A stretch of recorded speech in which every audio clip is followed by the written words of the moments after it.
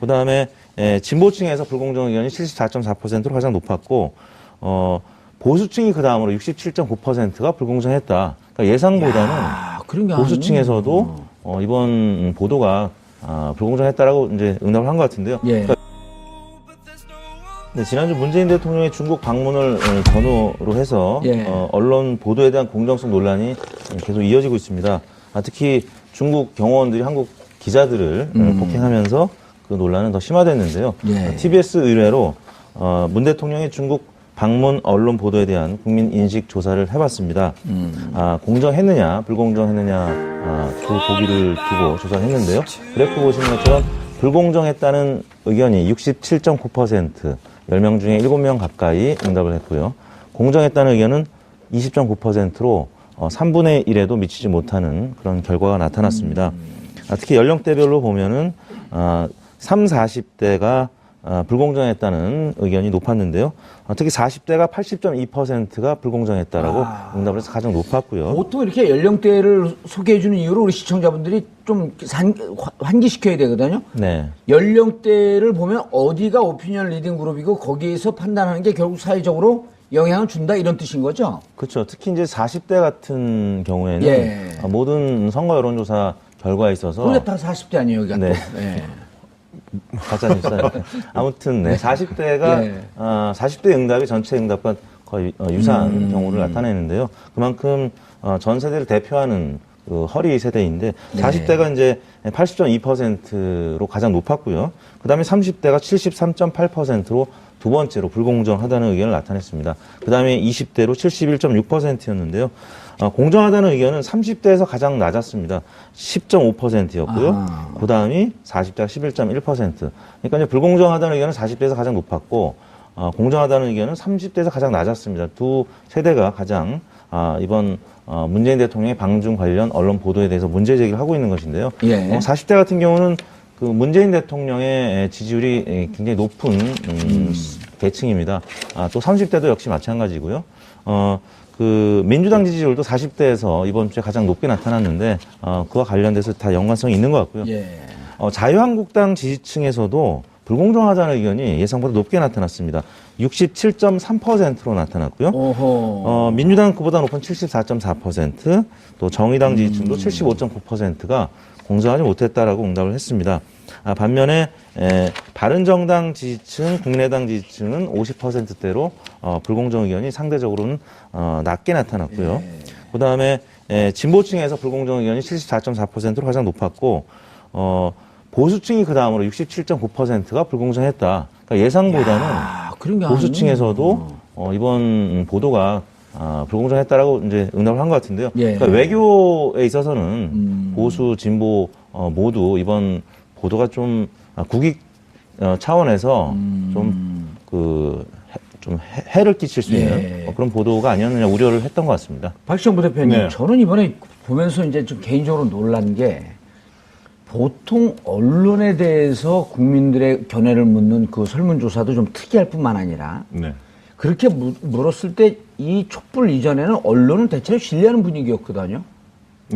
그러기 때문에 그 중국 갔을 때 혹은 영국 갔을 때 언론에서 이른바 이제 박표 어촌가라 막 불러대면서 중국에 엄청난 팬들이 생겼다 박근혜 전 대통령에 대해서 이런 걸 대체로 믿었는데 이번에 여론조사하는 걸 보고 국민들이 언론을 평가할 정도의 정치 수준이 높아졌고 보수 진영에서도 여전히 불공정했다라고 이렇게 하는 판단이 높게 나온 걸 보면 보수 진보를 떠나서 공기, 즉 언론을 공기로 보잖아요. 공적 기구가 이렇게 사적 이익의 사적 의도에 따라서 경도되면 안 된다라고 하는 국민들의 높은 정치의식 수준을 보여준 거 아닌가 해서 저는 개인적으로 무척 충격이더라고요, 저게. 이 언론에 대한 신뢰도를 논하려면 그 사실은 이 부분에 대해서 크게 기여한 분이 바로 노무현 대통령입니다. 왜냐하면 이 조중동 프레임이라는 것을 계속 강조하셨거든요. 보수 언론이 이 진실을 왜곡하고 있다. 그래서 조중동하고 상당히 빅타입적으로 이 공방을 벌이면서 싸웠지 않습니까? 그러면서 이제 국민들이 볼 때 과거에는 메이저 언론들, 큰 언론들이 진실을 보도하고 있겠구나라고 생각을 했다가 이 대통령이 앞장서서 그런 조중동의 문제를 이야기하면서 조중동이라는 신문은 보수 성향의 신문이고 보수적인 시각을 가지고 세상을 바라보는구나. 한쪽 측면을 보고 대변하고 있구나라고 생각들이 좀씩 바뀌기 시작합니다. 그리고 약간 자신들의 의도에 따라서 네. 중립적이고 객관적인 보도보다는 의도된 왜곡을 네. 하고 있는 신문이구나. 그거를 대통령이 상처가 나면서도 계속 언론개혁을 주장했고 그 부분에 대해서 희생이 있었기 때문에 사람들이 이 촛불 집회 전에도 실질적으로 이제 보수 언론이라 하는 조중동에 대한 생각들이 많은 국민들 중에서 지지하는 분도 있고 반대하는 분도 있지만 어쨌든 보수 언론이라는 부분들이 하나의 시장이 독특하게 형성되어 있구나 우리 사회에서. 그래서 진보 언론과 보수 언론은 논조가 좀 다르구나라는 것을 많은 국민들이 느끼게 했었고 촛불 집회를 경험하면서 그런 어떤 왜곡된 언론 보도에 대해서 굉장히 분노했고 그런 것들이 지금 이어졌는데 이번에 재밌는 게 사실 아까 연령별로 이제 40대 얘기를 했는데 지역별로 보면 수도권 특히 서울이 가장 불공정했다는 의견이 호남보다도 약간 근소하게 높습니다. 여기 보시면 호남이 되게 이제 대통령 지지층들이 많다 보니까 71.6%가 호남에서는 불공정했다라고 이야기를 하는데 서울에서는 73.3%로 더 높게 나왔단 말이에요. 이 얘기는 뭔 얘기냐면 주로 이 불공정하다는 여론이 온라인상에서 이게 유포가 됐거든요. 그러니까 깨어있는 시민들이 대통령을 지켜줬다. 저는 이렇게 보는데 이번 국면 자체를 깨어있는 시민들이 온라인에서 이 홀대론 혼밥 이런 논란들 그리고 기자폭행 이런 등등에 대해서 맞대응을 하면서 진실을 알리려고 굉장히 고군분투했습니다. 사실 언론이라고 하고 있는 거대 권력에 맞서서 개미들의 그렇죠. 이 싸움이 성과를 본 것이다. 예, 그런 것들에 대해서 상대적으로 민감하게 반응하는 데가 수도권이거든요. 사실은 도시에 있는 젊은 층들이 많기 때문에 그래서 그런 것들을 좀 눈여겨볼 필요가 있다라고 뭐 보여집니다. 크진 않지만 또 서울 지역만 이 방송이 주요하게 나가는 품격 시대의 영향도 좀 있지 않았을까 하는 생각이 드는데 왜냐하면 요즘 우수근 교수가 떴어요. 아, 그런가요? 지난번에 나왔던. 예, 근데 그리고 이제 그분이 여기서 제일 먼저 불렀어요, 우리가. 네. 그러니까 뭐 중국의 얘기를 하면서 그분이 또 이제 공시엔이 누구냐면 부장 조리. 처음에 갔을 때 우리 언론에서 막 난리가 났거든요. 네. 박근혜 대통령 갔을 때 부부장 차관이 나왔는데 왜 이번에는 차관보가 나왔냐. 네. 근데 보니까 그분이 나와서 그 얘기를 한 거예요. 무슨 얘기냐. 우다웨이가 차관인데 우다웨이가 지금 공석이다. 네. 그래서 공시엔이라고 하는 차관보가 대응을 하고 있기 때문에 차관으로 나온 게 맞다. 하면서 팩트 폭격을 했고 쫙 정리를 해줬거든요. 네. 사실 그 전에 언론들이 다 차관보가 나왔다가 난리가 났어요. 그 여기 나오고 난 다음에 그냥 온갖 방송에 다 팔렸지. 이 우스군 시간에 하루에 서너 개씩 뛰면서 거품을 울면서 실질적으로 중국의 분위기를 전달했단 말이에요. 네. 이분을 여기서 제일 처음 모신 게 또 우리 품격시대. 그러다 그리고 보니까 또 김어준의 뉴스공장에서도 또 많이 다뤘고. 거기 한 두 번씩 나왔고요. 네, 그러니까 이제 전체적으로 TBS가 상당히 역할을 한 건 맞습니다. 팟캐스트 또 전국교에 나왔어요. 그분이. 아, 그렇습니다. 예. 요즘 전국가 안 들으시나 봐. 상당히 기분 나쁜데. 네. 여하튼 이제 30, 40대 연령대 유권자들은 이제 한 2, 3년 전부터 팩트체크라는 그렇죠. 용어가 보편화될 정도로 기사가 나온 다음에 이미 미국에서는 팩트체크가 하나의 분야가 자리 잡았어요. 미국에서는. 그래서 그 기사를 반드시 사실 확인을 직접 하는 특히 이제 외신 보도 같은 경우는 예전에 그냥 그대로 받아들였는데 이제는 외신 원문을 보고 사실이 아니다라고 하면 직접 언론사에 정정을 요구하는 독자들이 많이 생겼습니다. 그렇죠. 뭐 그런 차원에서 30, 40대의 이 불공정 평가가 가장 높았던 것 같고요. 또 문재인 대통령을 지지하는 층이나 문재인 대통령을 지지 않는 층이나 비교를 해봤는데 지지하지 않는다는 층이 불공정하다는 의견이 더 높았습니다. 71.2%가 불공정했다.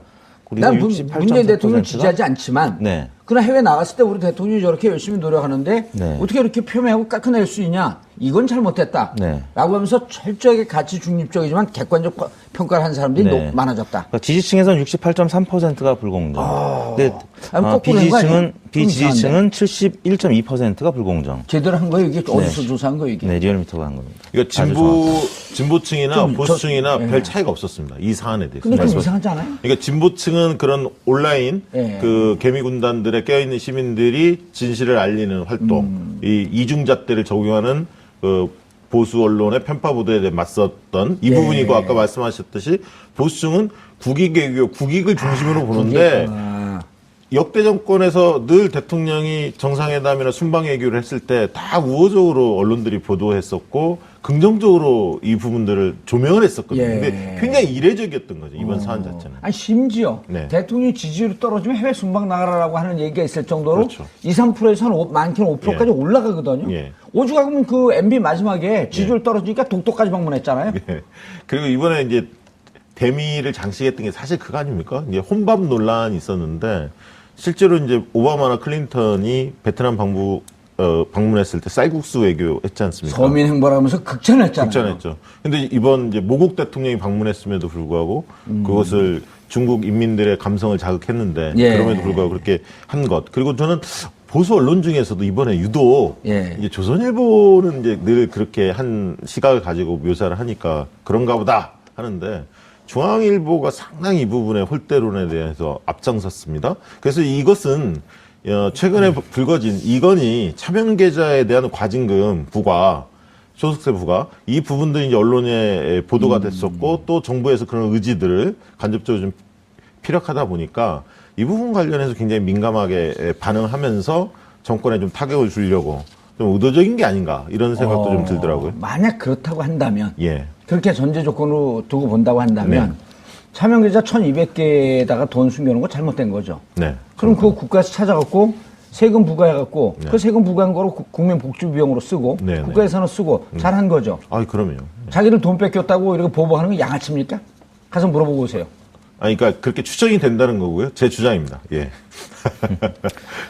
여하튼 왜 뒤가 크게 여쭤보라고 하네. 아, 제가 뭐 따질 입장은 아니고. 보수 예. 측에서는 이제 아무튼 이번 한중 정상회담의 예. 목적이 사드 배치와 관련된 한반도 안보 문제, 그다음에 사드 경제 보복과 관련된 이 문제를 어떻게 풀 것인가. 보수 측에서는 이제 당연히 그 관심이었었는데. 이슈에 대해서 관심이 있었는데 계속 혼밥 얘기가 나오니까 예. 보수 측에서도 당장 이 국가 안보와 관련된 그리고 이제 경제와 관련된 거는 보수 측에서 더 관심이 많은 사안인데요. 결과론적으로 사드 문제도 봉합이라고 봉인이라고 하는 의미에서 잘 해결하고 온 거 아니에요? 네. 근데 그런 부분보다는 온통 이제 밥을 누구랑 먹었느냐 뭐 이런 얘기만 나오니까 예.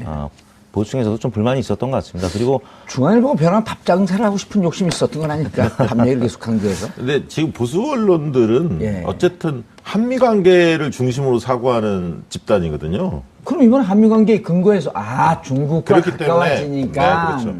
한중 관계가 이 긴밀하게 하는 것을 그렇게 달가워하지 않습니다. 아니 이미 한미 동맹은 굳건하게 되어 있고 그럼 우리 경제 보복을 하고 있는 중국과 어떻게 풀 것이냐라고 하는 좀 더 넓은 의미에서 거시적 관점에서 봐야지 그걸 중국과 나고 변한 중국하고 친해집니까? 그러니까 한미 관계가 돈독하지 않다라고 보고 있고 보수층들은 더 돈독하기 위해서 한미 관계에 중심을 둬야 한다. 예. 중국보다는 이런 시각이 저변에 깔려 있고 두 번째는 저는 이런 의도를 좀 보고 있는데 뭐냐면 지금 보수 정당들이 인기가 되게 없지 않습니까? 예. 자유한국당 등등등 해서 이렇게 보수가 괴멸 직전인데 이런 흐름이 지방선거까지 이어진다면 회복 불능일거다. 보수의 그 어떤 재편이라든가 보수의 어떤 다시 그 일어서는 과정이 굉장히 어려울 거다라는 어떤 생각들을 하면서 대외 관계 부분에 있어서 특히 이제 아까 있던 대중 관계가 회복되는 것을 못마땅하는 어떤 기저가 깔려 있는 상태 속에서 뭔가 이번에 꼬투리를 좀 잡고 싶은 고춧가루 좀 뿌리고 싶은. 예, 그런 어떤 욕구들이 좀 있었던 게 아닌가 그런 생각이 듭니다. 그런데 중국 공산당 인민일보 자매지죠. 환구시보 좀 보수적이고 사실 중국 인민일보는 국가기관이기 때문에 타국에 대해서 비판적 관점을 쓰고 싶을 때도 먼저 쓰지 않고 환구시보를 이용해서 마치 전문가의 관점인 척하면서 환구시보에서 전문가들 인용해서 세게 치고 사드 때도 이게 우리 공격하는 선봉장이었잖아요. 네. 환구시보가. 근데 환구시보조차도 서민 행보하면서 그 식당에 가서 밥 먹는 것을 보고 문 대통령이 중국에게 중국 인민들에게 감동을 주기 위해서 노력하고 있다고 하면서 대서특필했거든요. 저 나오잖아요, 사진. 네. 저게 그 문재인 대통령 세트라고 해갖고 지금 난리가 났어요. 제가 예약했는데 2달 반 뒤에 오래요. 저 먹으러 가려고 그랬더니. 중국 많이 가셨잖아요, 그동안. 예. 안 근데 드셔봤습니까? 요즘 비자를 안 내주더라고, 저는. 아, 그래요? 위험 인물로 보나 봐, 이제. 여하튼 이제 중국에서는 사드 문제 때문에 이 한국과의 관계가 계속 불편해 왔었고 지금 이제 풀어가는 과정이죠. 외교적으로 아무튼 그런 신호를 보냈던 것은 사실인 것 같습니다. 다만 이제 문재인 대통령이 그 부분을 어떻게 풀어가느냐 예. 아마 중국에서는 예의주시했을 텐데 아무튼 서민 식당에 가서 예. 중국 그 서민들과 함께 어우러지는 모습을 봤을 때 중국도 예상치 못한 모습이었던 것 같고요. 주요 국가 정상이 만약에 우리나라에 와서 타국 정상이 이렇게 서민 식당을 찾았다고 하면 당연히 국민들 입장에서 특히 서민들 입장에서 굉장히 반가울 수밖에 없을 것 같고요. 뭐 그런 차원에서 중국 언론이 예상치 못한 문재인 대통령의 서민 행보를 보고 뭐 이게 이 자유한국당이나 홍준표 대표 입장에서는 이제 그쪽에서 뭐 선거운동하는 것이냐 그런 비아냥도 있었습니다만 중국 입장에서 봤을 때는 굉장히 좋은 일이죠. 행보였었고 좋게 평가를 받을 수밖에 없었던 그런. 그럼 마지막 날 행보였던 것 같습니다. 중칭 네. 중경이죠 이제 임시정부 예. 청사 방문했죠. 유적지. 임시정부가 있었던. 네. 저는 이번에 그 청와대가 이게 방문할 때 이렇게 전략을 세우지 않습니까? 예. 방문지를 어떻게 하고 회담을 어떻게 하고 다 전략을 세우는데 식사는 어떻게 하고 이런 예. 전략을 세우는데 굉장히 치밀하게 했다. 이렇게 평가를 합니다. 왜냐하면 한중 관계가 굉장히 지금 안 좋았지 않습니까? 예. 경제적인 측면뿐만 아니라 안보적인 측면 다 먹구름이 껴있는 상태 속에서 우리의 요구에 의해서 급작스럽게 지금 방문이 이루어졌거든요. 사실 예. 내년으로 넘어갈 수도 있는데 그건 조금 입장들이 틀리더라고요. 아, 그쪽? 우리뿐만 아니라 네. 중국도 사드 문제로 이렇게 밀어내니까 한미일이 급격하게 가까워지는 것 때문에 요청하니까 이거 때 맞춰 얼른 수용했다. 왜냐면 아베는 계속 요청을 하는데 지금 네. 안 받아주고 있다는 거거든요. 네. 그래서 양쪽의 이해가 좀 잘 어우러졌다 이렇게 주장하는 사람들도 있더라고요. 네. 어쨌든. 예. 그러니까 좀 제가 볼 때는 세 가지 측면을 좀 눈여겨봤는데 굉장히 이제 실리 외교하면서 실리 외교. 예. 명분을 좀 찾았어요. 뭐냐면 처음에는 대국이라는 표현을 썼어요. 중국에. 그 이제 우리를 작은 나라라는 표현을 써서 약간 듣기에는 감정이 좀 우리가 상할 수 있습니다. 그래서 대국이라는 표현은 사실 맞긴 하죠. 중국이 대국이죠. 예. 대국이라는 표현을 쓰면서 한껏 중국의 어떤 자존심 이런 걸 중국 치켜 사람들 세웠죠. 좋아하거든요. 이게 일단 예. 첫 번째 치켜 세웠습니다. 예. 두 번째는 뭐를 했냐면 한국과 중국의 동질감 요소를 자극했어요. 그게 뭐냐면 난징 대학살 80주년 그 추모를 하는 데 있어서 노영민 주중대사를 파견한 거 아닙니까? 방문하게 했지 않습니까? 그러면서 그 안에서 그 대통령 메시지도 나왔고 그러면서 어떤 동병상련이다. 예. 한국과 중국은 닮은 곳이 있다. 일본으로부터 예.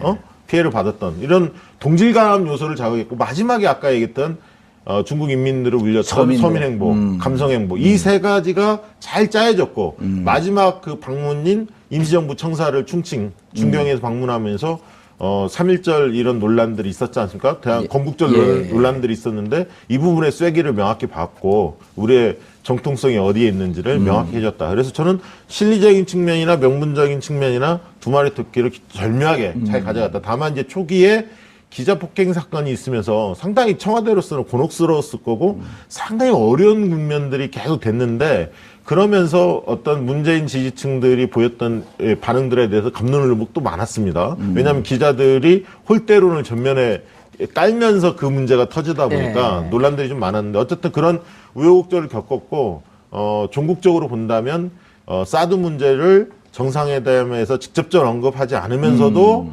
그것을 피해가면서 얻을 건 다 얻은 한반도 평화를 구축하고 경제 국면도 제재 이전으로 다시 정상 관계를 만들었다는 것 측면에서는 대단히 잘했던 그러니까 정상회담 아닌가. 시진핑도 한국 역사나 한국에 대해서 관심을 많이 갖고 양국 간의 관계를 좀 개선하고 정상화시키려고 해야 될 그 기미가 보이는 게 그 전에 박근혜 전 대통령이 갔을 때 건국절 논란이 한창일 때 시진핑 주석이 그런 얘기를 했단 말이에요. 물을 먹을 때는 그 물이 어디에서 온지 근원을 알아야 한다. 그리고 여기 그 임시정부를 만들어서 많은 독립운동을 위해서 노력을 했고 우리도 많이 도왔다. 그러니까 당신들이 지금 건국절이라고 하면서 48년을 당신들 나라의 그 기원이라고 건국한 날이라고 하는데 그건 물의 근원이 아니다. 네. 라고 하면서 되게 가르쳤단 말이야. 아주 창피하게. 네. 그런데 이번에 문재인 대통령이 상대적으로 중칭에 가서 임시정부의 뿌리가 임시정부에 있고 그리고 그것을 도왔던 또 중국에 대한 간접적 감사함도 표현을 했고 네. 이런 제대로 한 거 아니에요? 그렇죠. 그래서 문재인 대통령이 이제 두 가지 사자성어를 썼는데 역지사지, 그다음에 실사고시. 예. 이제 역지사지란 말 때문에 마지막에 이제 하나 더 썼어요. 네, 어떤 말 썼습니까? 동주공제. 아, 네. 함께 배를 타고 강을 물을 네. 건넌다. 그래서 그게 이제 이제 시진핑이 즐겨 쓰는 표현 네. 아니에요. 그러니까 시진핑 주석 입장에서도 한국의 입장 혹은 문재인 대통령 입장을 고려할 수밖에 없는 역지사지라는 표현, 예. 실사구시. 문재인 대통령이 굉장히 악조건 속에서 외교를 그렇죠. 굉장히 실사구시라는 말대로 시종 외교를 하신 것 같고요. 이제 그런 부분에 있어서 이제 국민들이 좋게 평가를 하고 있는 것 같습니다. 그리고 아까 이제 그 문재인 대통령 비지지층도 지금 이렇게 적극적으로 지지를 보낸다는 것은 이제 아까 말씀드린 여러 가지 이제 요인도 있겠지만 또 보수층에서 아주 일부는 그 홀대론에 대한 그 보도가 조금 더 강력하게 비판했어야 된다는 그런 차원의 불공정 평가를 한 사람도 일부는 저는 있다고 봅니다. 그런 차원에서 문재인 대통령 지지층보다 또 비지층도 일부 이 불공정 평가가 있었던. 예. 그래서 저희가 그 보기 과정에서 그냥 이번에 4점 촉도로 했거든요. 매우 불공정한 편 뭐 이런 식으로 하다 보니까 설명이 앞에 없다 보니까 보수층에서는 좀 더 강하게 비판을 했어야 된다는 의견도 좀 반영이 되지 않았나 싶습니다. 이번에 근데 국면에서 특급 도우미가 한 명 있었어요. 누군지 아시겠습니까? 의원님? 이번에요? 예. 기자요? 아니, 특급 도우미. 모르겠는데요. 홍준표. 일본 가서? 네, 일본 가서 한 거하고 굉장히 비교가 많이 됐죠. 그러니까 거기서 또 대통령을 저격하지 않았습니까? 굉장히 거친 언사로. 아련했다. 굴욕, 뭐 아련, 뭐 이런 표현들을 썼지 근데 않습니까? 둘이 아베하고 홍준표 대표하고 앉아있는 의자 보셨어요? 네, 차이가 나죠. 예, 아베는 꽃의자에 앉았고, 네. 그 다음에 홍준표는 일반 의자에 앉았거든. 일반 의자가 낮아요. 네. 근데 과거에 정세균 의장 방문할 때는 교체를 똑같은 해서 의자, 교체해갖고. 김교용 당시 비서실장이 그 작업을 했다고. 예. 근데 이번에 유엔 사무총장 또 왔을 때 사진 오니까 둘 다 꽃의자에 앉아있어요. 네. 그러니까 그렇게 전문 용어로 네. 그 개처럼 무시당하면서 네. 그러면서 그 항의도 못하고 네. 아무튼 배꼽 인사하고 예, 그래서 아무튼 그런 부분들이 비교가 많이 됐고 또 이제 과거에 노무현 대통령도 그 아베 고베였죠? 누구죠? 고이즈미 예. 하고 악수할 때 예. 대통령이 굉장히 딱 있고 딱 뒤가고 고이즈미가 이제 고개 숙이고 그거하고 딱 그렇게 또 예, 귀여운 대조되는 친구. 잘하고 있어. 네. 그러니까 네티즌들이 무섭습니다. 이 장면을 또 다 이렇게 캡처해가지고 그럼요. 직접 비교를 하기 때문에 홍준표 대표 입장에서는 전혀 예상치 못했던 반격이 네티즌들로부터 온 것이거든요. 예. 아마 다음에 방문하면 절대 고개를 이렇게 숙이지 않겠죠. 홍준표가- 예상치 못하게 홍 대표가 저 삐딱한 한 사람이었고 방, 더 숙일 수도 있어요. 문재인 대통령을 만나도 그 정도 인사할 용의가 있다. 뭐 이런 얘기를 했는데 그건 다음에 이제 그 회담을 할 때 두고 봐야 될 것 같습니다. 예. 회담도 1대1 회담 안 한다고 안 만나준다 그 정도 인사할까요? 그러니까 깨어있는 시민들이 대통령을 지켜줬다. 저는 이렇게 보는데 이번 국면 자체를 깨어있는 시민들이 온라인에서 이 홀대론 혼밥 이런 논란들 그리고 기자폭행 이런 등등에 대해서 맞대응을 하면서 진실을 알리려고 굉장히 고군분투했습니다. 사실. 언론이라고 하고 있는 거대 권력에 맞서서 개미들의 이 싸움이 성과를 본 것이다. 예, 그런 것들에 대해서 상대적으로 민감하게 반응하는 데가 수도권이거든요, 사실은. 도시에 예. 있는 젊은 층들이 많기 때문에. 그래서 그런 것들을 좀 눈여겨볼 필요가 있다라고 예, 뭐 보여집니다. 크진 않지만 또 서울 지역만 이 방송이 주요하게 나가는 품격 시대의 영향도 좀 있지 않았을까 하는 생각이 드는데 왜냐하면 네. 요즘 우수근 교수가 떴어요. 그런가요? 지난번에 나왔던. 예, 네. 근데 그리고 이제 그분이 여기서 제일 먼저 불렀어요 우리가. 네. 그러니까 뭐 중국에 얘기를 하면서 그분이 또 이제 콩시엔이 누구냐면 부장 조리. 처음에 갔을 때 우리 언론에서 막 난리가 났거든요. 네. 박근혜 대통령 갔을 때 부부장 차관이 나왔는데 왜 이번에는 차관 보가 나왔냐. 네. 근데 보니까 그분이 나와서 그 얘기를 한 거예요. 무슨 얘기냐. 우다웨이가 차관인데 우다웨이가 지금 공석이다. 네. 그래서 콩시엔이라고 하는 차관보가 대응을 하고 있기 때문에 차관으로 나온 게 맞다. 하면서 팩트 폭격을 했고 쫙 정리를 해줬거든요. 네. 사실 그 전에 언론들이 다 차관보가 나왔다가 난리가 났어요. 그 여기 나오고 난 다음에 그냥 네. 온갖 방송에 다 팔렸지. 이 우스군 씨가 그냥 하루에 서너 개씩 뛰면서 네. 커플을 물면서 실질적으로 중국의 분위기를 전달했단 말이에요. 네. 모두 이번 보도가 좀 국익 차원에서 좀 해를 끼칠 수 있는 예. 그런 보도가 아니었느냐 우려를 했던 것 같습니다. 박시영 부대표님, 네. 저는 이번에 보면서 이제 좀 개인적으로 놀란 게 보통 언론에 대해서 국민들의 견해를 묻는 그 설문조사도 좀 특이할 뿐만 아니라 네. 그렇게 물었을 때 이 촛불 이전에는 언론은 대체로 신뢰하는 분위기였거든요. 네. 그러기 때문에 그 중국 갔을 때 혹은 영국 갔을 때 언론에서 이른바 이제 박표 어촌가라 막 불러대면서 뭐 중국에서 뭐 중국에 엄청난 팬들이 생겼다 박근혜 전 대통령에 대해서 이런 걸 대체로 믿었는데 이번에 여론조사하는 걸 보고 야 국민들이 언론을 평가할 정도의 정치 수준이 높아졌고 네. 보수 진영에서도 여전히 불공정했다라고 이렇게 하는 판단이 높게 나온 걸 보면 네. 보수 진보를 떠나서 공기 네. 즉 언론은 공기로 보잖아요. 네. 공적 기구가 이렇게 사적 이익의 사적 의도에 따라서 경도되면 안 된다라고 하는 국민들의 높은 정치의식 수준을 보여준 거 아닌가 해서 전 개인적으로 무척 충격이더라고요, 저게. 네. 이 언론에 대한 신뢰도를 논하려면 예. 그 사실은 이 부분에 대해서 크게 기여한 분이 바로 노무현 대통령입니다. 왜냐하면 이 조중동 프레임이라는 것을 계속 강조하셨거든요. 보수 언론이 이 진실을 왜곡하고 있다. 그래서 조중동하고 상당히 빅타입적으로 이 공방을 벌이면서 싸웠지 않습니까? 그러면서 이제 국민들이 볼 때 과거에는 메이저 언론들, 큰 언론들이 진실을 보도하고 있겠구나라고 생각했다가 이 대통령이 앞장서서 그런 조중동의 문제를 이야기하면서 조중동이라는 신문은 보수 성향의 신문이고 보수적인 시각을 가지고 세상을 바라보는구나. 한쪽 측면을 보고 대변하고 있구나라고 생각들이 좀씩 바뀌기 시작합니다. 그리고 약간 자신들의 의도에 따라서 네. 중립적이고 객관적인 보도보다는 의도된 왜곡을 하고 있는 신문이구나. 그거를 대통령이 상처가 나면서도 계속 언론개혁을 주장을 했고 그 부분에 대해서 희생이 있었기 때문에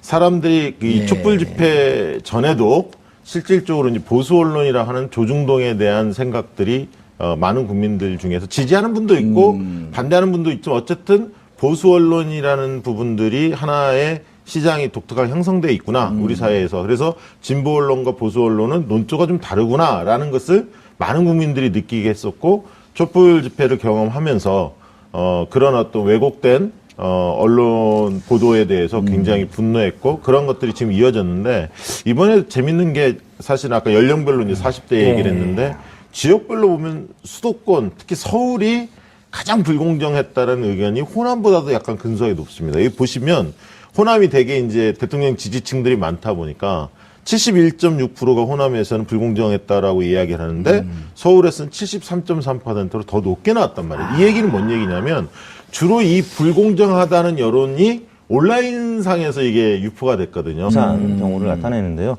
그만큼 전 세대를 대표하는 그 허리 세대인데 40대가 이제 80.2%로 가장 높았고요. 그다음에 30대가 73.8%로 두 번째로 불공정하다는 의견을 나타냈습니다. 그다음에 20대로 71.6%였는데요. 공정하다는 의견은 30대에서 가장 낮았습니다. 10.5%였고요. 그다음이 40대가 11.1%. 그러니까 이제 불공정하다는 의견은 40대에서 가장 높았고 공정하다는 의견은 30대에서 가장 낮았습니다. 두 세대가 가장 이번 문재인 대통령의 방중 관련 언론 보도에 대해서 문제 제기를 하고 있는 것인데요. 40대 같은 경우는 그 문재인 대통령의 지지율이 굉장히 높은 계층입니다. 또 30대도 역시 마찬가지고요. 그 민주당 지지율도 40대에서 이번 주에 가장 높게 나타났는데 그와 관련돼서 다 연관성이 있는 것 같고요. 자유한국당 지지층에서도 불공정하다는 의견이 예상보다 높게 나타났습니다. 67.3%로 나타났고요. 민주당은 그보다 높은 74.4%, 또 정의당 지지층도 75.9%가 공정하지 못했다라고 응답을 했습니다. 반면에 바른정당 지지층, 국민의당 지지층은 50%대로 불공정 의견이 상대적으로는 낮게 나타났고요. 그다음에 진보층에서 불공정 의견이 74.4%로 가장 높았고 보수층이 그 다음으로 67.9%가 불공정했다. 그러니까 예상보다는 보수층에서도 이번 보도가 불공정했다라고 이제 응답을 한 것 같은데요. 그러니까 외교에 있어서는 보수, 진보, 그 다음에 진보층에서 불공정 의견이 74.4%로 가장 높았고 보수층이 그 다음으로 67.9%가 불공정했다. 그러니까 예상보다는 보수층에서도 이번 보도가 불공정했다라고 이제 응답을 한 것 같은데요. 그러니까 네, 지난주 문재인 대통령의 중국 방문을 전후로 해서 언론 보도에 대한 공정성 논란이 계속 이어지고 있습니다. 특히 중국 경호원들이 한국 기자들을 폭행하면서 그 논란은 더 심화됐는데요. TBS 의뢰로 문 대통령의 중국 방문 언론 보도에 대한 국민 인식 조사를 해봤습니다. 공정했느냐, 불공정했느냐 두 보기를 두고 조사를 했는데요. 그래프 보시는 것처럼 불공정했다는 의견이 67.9%, 10명 중에 7명 가까이 응답을 했고요. 공정했다는 의견은 20.9%로 3분의 1에도 미치지 못하는 그런 결과가 나타났습니다. 특히 연령대별로 보면은 3, 40대가 불공정했다는 의견이 높았는데요. 특히 40대가 80.2%가 불공정했다라고 응답을 해서 가장 높았고요. 보통 이렇게 연령대를 소개해주는 이유로 우리 시청자분들이 좀 환기시켜야 되거든요. 네. 연령대를 보면 어디가 오피니언 리딩 그룹이고 거기에서 판단하는 게 결국 사회적으로 영향을 준다 이런 뜻인 거죠? 그렇죠. 특히 이제 40대 같은 경우에는 모든 선거 여론조사 결과에 있어서 원래 다 40대 아니에요, 여기가 네. 또. 예. 가짜뉴스. 아무튼 40대가 40대 응답이 전체 응답과 거의